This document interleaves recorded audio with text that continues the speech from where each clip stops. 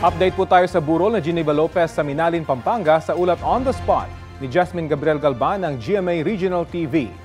Jasmine?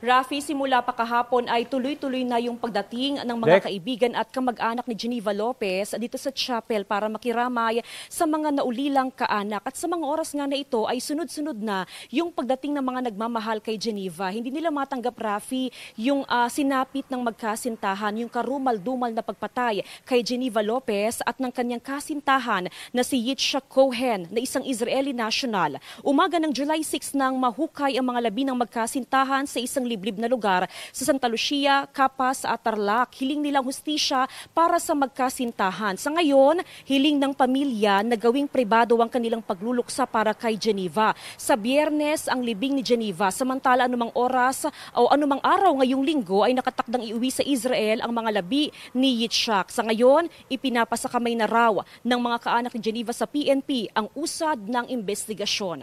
Rafi? Maraming salamat, Jasmine Gabriel Galban ng GMA Regional TV. Kapuso, alamin ang maiinit na balita. Bisitahin at mag-subscribe sa GMA Integrated News sa YouTube.